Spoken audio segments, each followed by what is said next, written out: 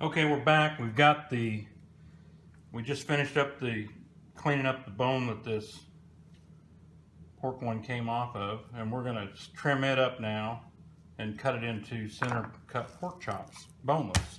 So we got just a little bit of that chain on here. We're gonna take that off. I mean, some people could leave, you could leave that on if you want, but we're gonna take it off because we got another use for that anyway. All right. If you see here, all these meat areas, I got a little bit of, here's one of my mistakes. I'm going to trim that off just to clean that up. That's somewhere I got into that, taking it off the bone. If you notice the silver skin here, there's a division of the muscle group. And, you know, if you just follow along that, you can take that off, trim that all back.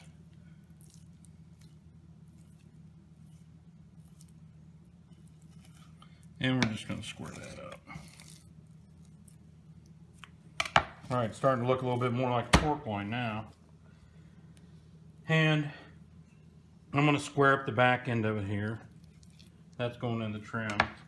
Now that's probably a little more recognizable to you as a pork loin. Now what you could do with this is you can make pork chops out of this, or you can make a pork loin out of it, you know, however big you want. But this is Dragon's pork loin, and she wants pork chops, so we're going to be cutting 1-inch pork chops, and I'll show you a trick to that. But right now I'm going to take off part of this silver skin, but I'm not going to take it all off on camera because it's a slow process and it's going to use up a bunch of time. So I'm just going to start in here. What I usually do is just start in with the tip. Remember, we're working with this part of the knife right here. I'm just going to start in with a tip here and just try and keep it pulled up against that silver skin.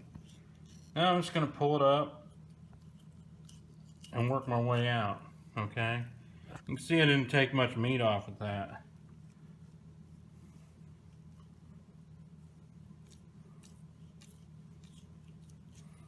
All right, this is how you go about getting it off here. You know, I'm not a perfect expert at this, but you know, just work it off in narrow strips, then you won't be getting into, you know, losing big pieces of your pork trimming your silver skin. Oh well, I think we'll just go ahead and do all this on video because it's coming off pretty quick.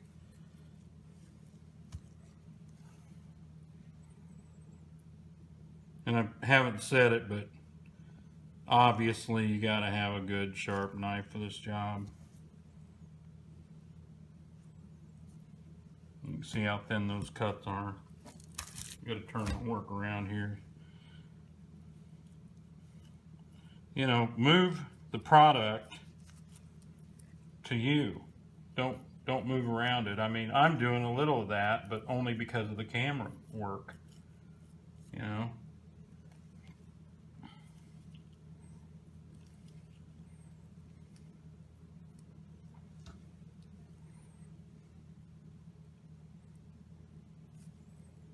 Okay, I'm going to stop on that right there. I'm going to show you something here with the silver skin.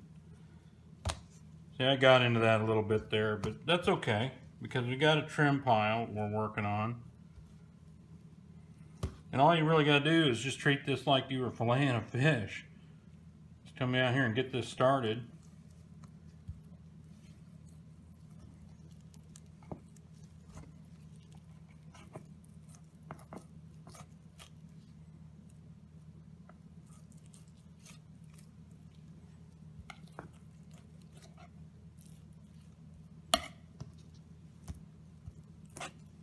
Now you just have the silver skin, you know, there's nothing on there. And this meat here can go in your trim pile. So just an example, I'm going to finish cleaning up the silver skin and cleaning up this, and then we're going to come back and cut our pork chops.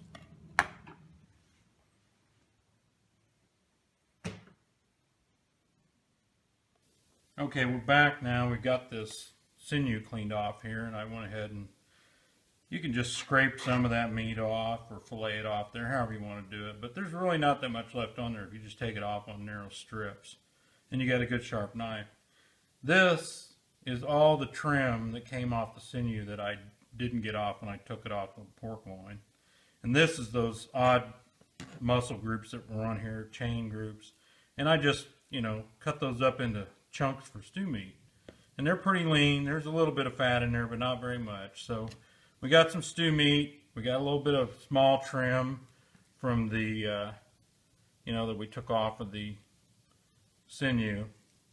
And now we're going to cut this into pork chops. And the big secret to cutting, pork chops that are real consistent is, believe it or not, you actually just measure them, which nobody ever does. So I just got this little stainless steel rule that I use. Now when you get done a bunch of these, you don't need to measure them. But just so you know, I just lay this rule on here, and I just go along my knife, and I make little marks right at the 1 inch, and those are 1 inch, but when you look at them, you think, wow, they look kind of thin, but they're not. They're an inch. Exactly. So I won't bore you with cutting the whole thing up. We are going to cut the whole thing up, but I'll just cut this first end of it up here. And normally you could do you can do this with this boning knife, or you can do it with a butcher knife. A lot of people use a butcher knife because it makes a lot straighter cut. But I've done several of these, so I'm trusting myself to cut these straight. And if you just try and make long strokes with your knife, you'll get a lot straighter cuts. And of course, your knife has to be really sharp. Now, let's say you just went to the store and bought this thing as a whole pork loin. Guess what? It will still have all that sinew on it. So you're not really getting out of a lot of work. All the difference is you're not taking it off the bone. So what we could do here is we have all these pork chops, center cut, and then we have this nice boneless pork loin, okay, with hardly any fat on it. But I'll just lay some of these out here just to give you an idea of what they look like. I mean, these are really nice pieces of pork.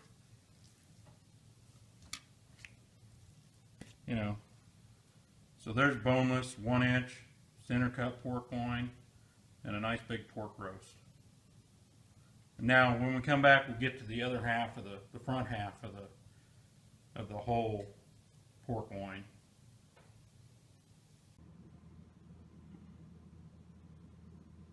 Okay, we're back. We still got the pork tenderloin to deal with off the back end of the whole pork loin, and this is a tenderloin which is inside of the rib cage on the pig, and we separated it off there, and you can see this has a sinew layer on it. It has these chains on it. And we're going to just trim it down to the pork loin. And, when you get this pork loin, you can use it a lot of different ways. You can just make a whole pork loin roast out of it. Or you could cut it into, butterflies. We're just going to trim it up first.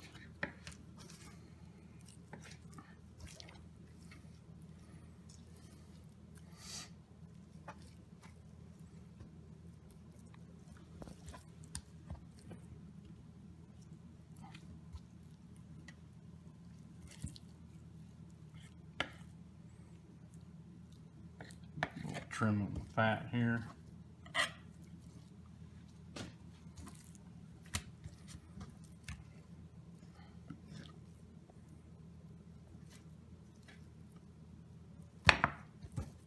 This we can put into our sausage pile, or we can put it into our stew meat. Now I know a lot of people aren't going to be making their own sausage, and that's fine. We're just bringing it up because some people do. I mean, we're not going to make sausage out of it. We're just going to add that into our stew meat pile. And we're doing pretty much a trim as you go here, so we'll just get this trimmed up. Tell you what, this is basically just like the pork loin on its tenderloin, so I'm going to clean this up and get the sinew off of it and bring it back after we're ready for that. Okay, we're back. This is the last piece in the back half of the whole bone-in pork loin that we picked up. for 99 cents a pound. And this is the tenderloin comes with it. This is the tenderloin. And we showed it a minute ago with all the sinew still on it, and we cleaned that up on both sides. This is a really nice cut. And this is some of the trim off the end of it and the chain meat. And we're gonna, this is excellent for making a stew, or say a sweet and sour pork, or a stir fry.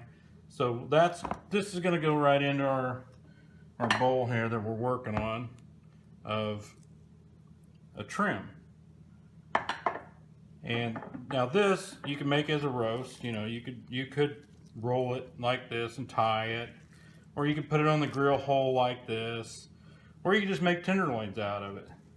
So when I do tenderloins, I usually do about an inch long cut, and I'll just do a couple of them here on this end of it. I would cut it like that, and I'm going to leave that off and just demonstrate it here. It's about an inch piece. So I'm going to take that piece out of there, and I'm going to cut that almost through, maybe leave about an eighth of an inch. Then I'm going to lay that open, okay? And if I had a tenderizer with me right now, which I don't, I could pound this out, and that'll give you a cutlet that you could grill or you could pan fry it. So we're going to leave this as a roast. We're going to make these 2 cutlets here, and we're going to move on now to the front half of the whole boneless pork, whole bone-in pork loin.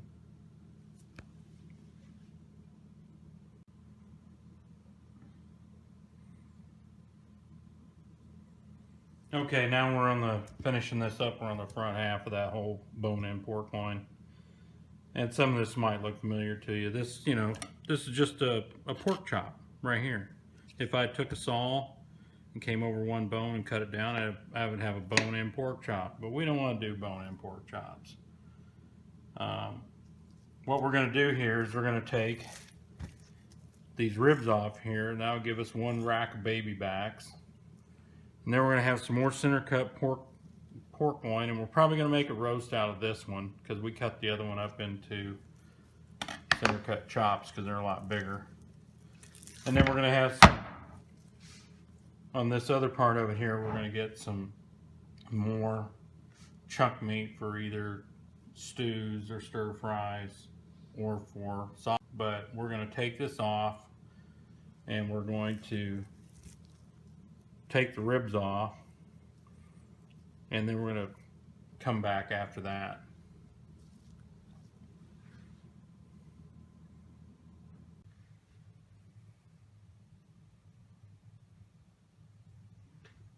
Okay, we're back. We took the fat cap off this, and inside that fat cap is another piece of meat in there, and we trimmed it up and we made it into stew pieces.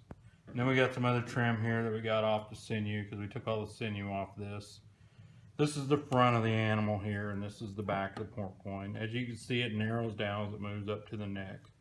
Now you could just take a saw and cut this in half right here and make a neck roast, which is supposed to be a really good cut, but we're trying to do this whole thing boneless. Also right here, the way they cut this animal, we ended up with the top of the shoulder blade up here. So what we did is we took this shoulder blade, this is all just bone and cartilage right here, and we just boned it out, and we're just going to throw that away. And what we ended up with is this. You could put this all together and tie this up, make a shoulder roast if you wanted, or in our case, we don't want a shoulder roast. We're going to just chunk it up to make stew meat out of it, and it's going to end up in this pile over here.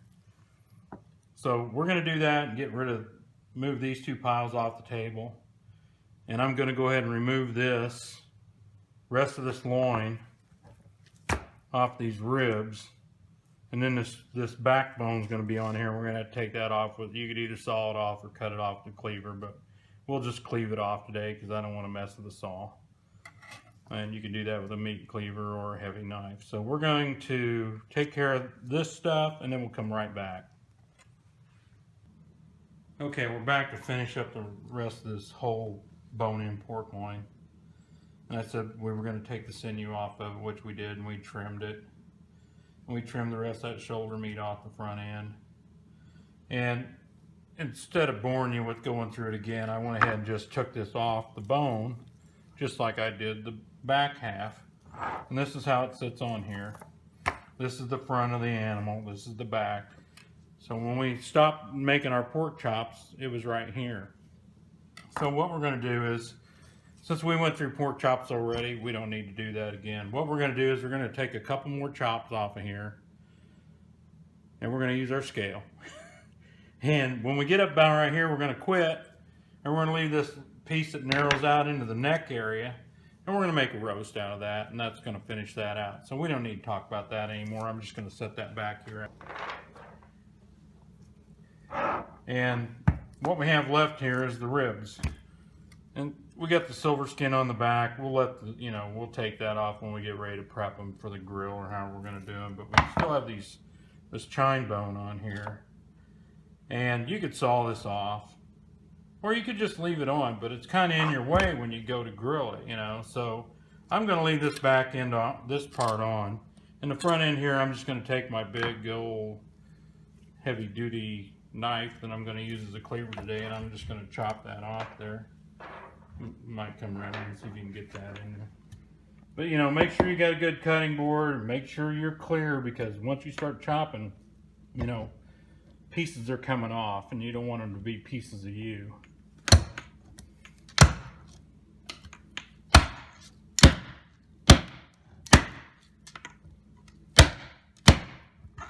That last bone is going to be a little bit big. There we go. Alright, we're through all that. Like I said, in the real world of butchery, they would come and cut this off too, but I'm just going to leave it on and cook it with it on there. I have cut these off, and you can saw them off with a handsaw if you have a handsaw. They're easy enough. But anyway, you end up with this rack of ribs, and then the rib that went on down further would be a spare rib. So this pretty much wraps it up. We're going to get all this stuff set up and weighed and packaged, and we'll see what we netted out of this whole bone-in pork loin.